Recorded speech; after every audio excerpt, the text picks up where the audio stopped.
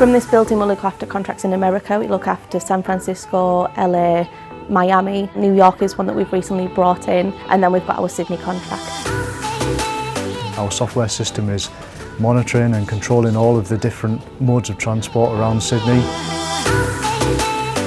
So every day we're having a huge impact on commuters and people's lives, how they get to work, how they get to their friends. So it's really important to do a good job. That was one of the reasons I went into engineering, because I knew that there'd be opportunities to work worldwide, and the Sydney project was really exciting to get involved in. I think it's a great company to work for. It's a growing company, which is great. We've took on a lot of work. Now we have over like 20 contracts.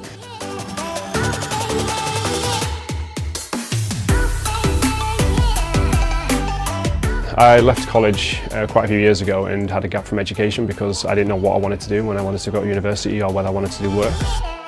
I went and did a job and then realised that if I wanted to progress further I'd need to educate myself better, and attended university at Teesside where I did a degree in aeronautical engineering. I just love aircrafts, I love planes, I love everything about them. I've always been excited about that as a kid. So I went to college, left college, and I actually did health and social care at college.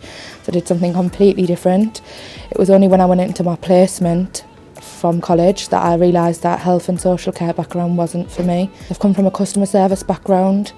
I think this is better for me. I left school and went to college and then went to university. Didn't really know what I wanted to do at that point, so I did a degree in geography, and then I got paid to do a master's in engineering and project management whilst I was working.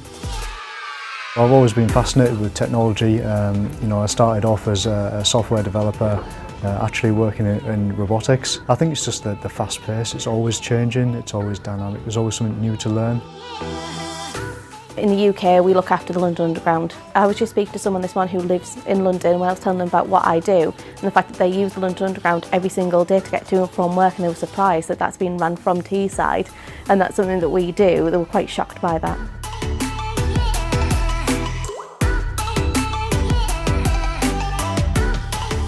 Once you get into industry, there's all sorts of training opportunities and courses that you can do. Not all of it is classroom based, you do a lot of training actually on your job, and every day you're learning new things and getting experience. Whilst I've been working, I've done qualifications alongside work so that I can become better at my job, or I can progress through my career. And then some of those are formal training courses and some of those are coaching, where I'm working with someone who's got more experience than I do. The soft skills are really important, so things like trust, making sure you've got integrity, making sure that you're helping each other and that you're honest. Having good communication skills, being organised, just being accountable and things like that. You need to come to work with a good attitude, good work ethic, and just always willing to strive towards improvement. So just doing anything you can to help the business. Hard work really does pay off. Coming into this, I've not got the IT background that a lot of people here have, and I find that being honest about that kind of helps you a lot along the way. So kind of going in there with the honest approach of might not be the best answer, but willing to learn helps a lot in that respect.